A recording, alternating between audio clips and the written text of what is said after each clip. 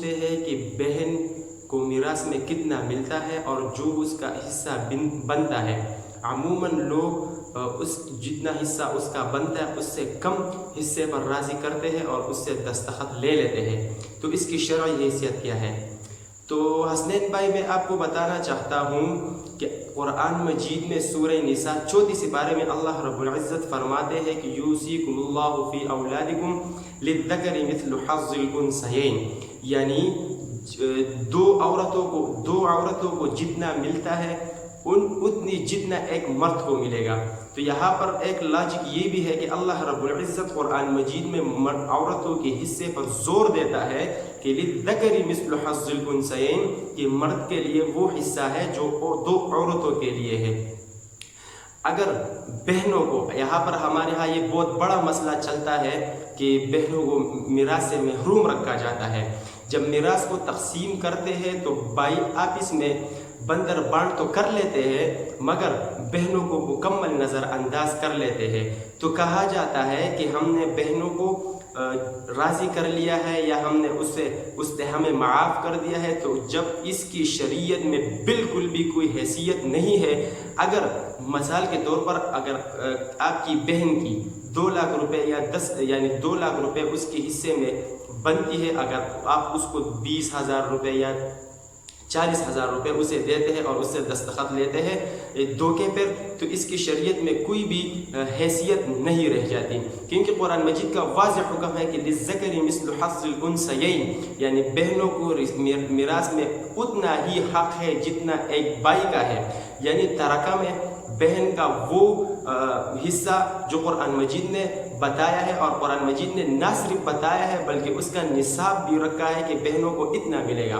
اگر آپ اس سے گھٹاؤ گے یا اس کے ساتھ دھوکے پہ اس سے فارم میں دستخط لو گے تو اس کی شریعت میں بالکل بھی کوئی اس کا حیثیت نہیں ہے۔ یہاں پر میں دوسری بات آپ لوگوں کو بتانا چاہتا ہوں، کہتے ہیں کہ بہنوں نے ہم کو معاف کر دیا ہے، تو اس کا بھی شریعت میں کوئی حیثیت نہیں۔ اگر کوئی بہن کہتی ہے کہ میں نے آپ کو معاف کر دیا ہے، آپ ایسے کریں، علماء فرماتے ہیں کہ آپ اس کا جتنا حصہ بنتا ہے اس کو آپ دے دیں، اور اس کے بعد اس پر جب 1 ماہ گزر جائے، علماء یہی فرماتے ہیں، اس سے پھر کہہ دیں کہ آپ کو جو حصہ ملا تھا یہ آپ ہمیں واپس کرتے ہو، یا آپ نے جو معاف کیا تھا اس کا جس طرح آپ استعمال اچھا سمجھتے ہو تو کر دیں۔ جو یقیناً وہ یہی کرے گی کہ میرے بچے ہیں وغیرہ وغیرہ، یا مجھ پر اپنے بہت سارے بوجھ ہے، وہ آپ کو نہیں دے گی۔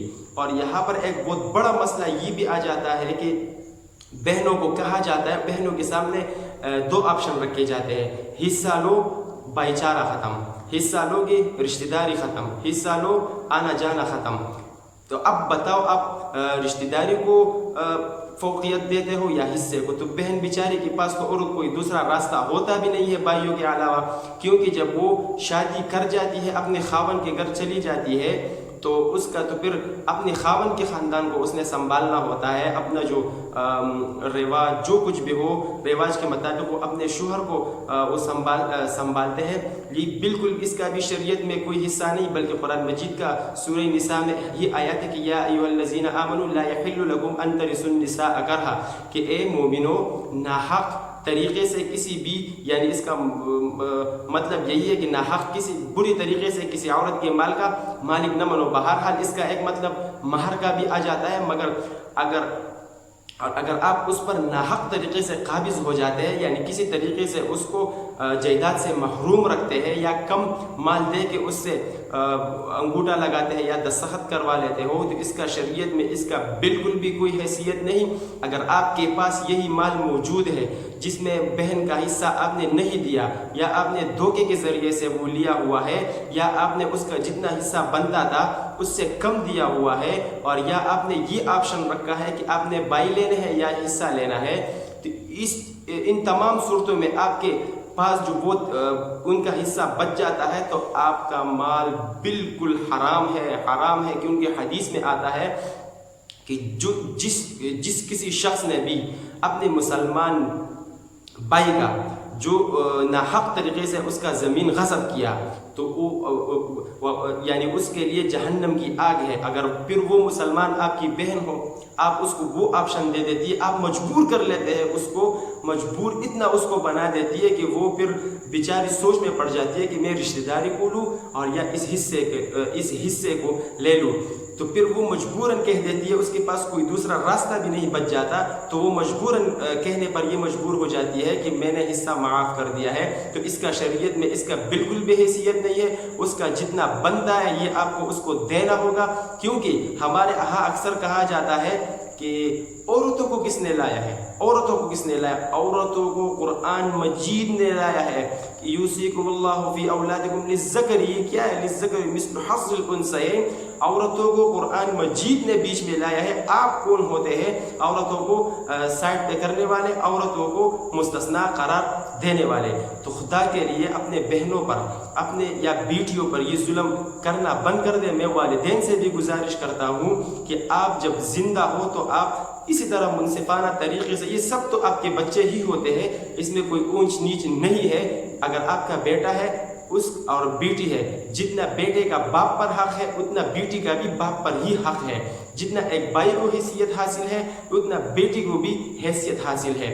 تو غصب کرنا بیٹی کی میراث کو تو یہ انتہائی زیادتی ہے, یہ حرام مال اس کے ساتھ بچتا ہے. میں آخر میں ان بھائیوں کو کہنا چاہتا ہوں جو بہن کے حصے کو فراڈ کے ذریعے سے یا بلیک میلنگ کے ذریعے سے وہ حاصل کرنا چاہتے ہیں, تو وہ نمازیں جتنی وہ پڑھتے ہیں وہ نمازیں بھی آپ کی قبول نہیں ہوتی. آج اگر حج پہ جاتے ہیں آپ کا حج بھی قبول نہیں ہو رہا, اگر آج عمرے پہ جاتے ہیں تو آپ کا عمرہ بھی قبول نہیں ہو رہا.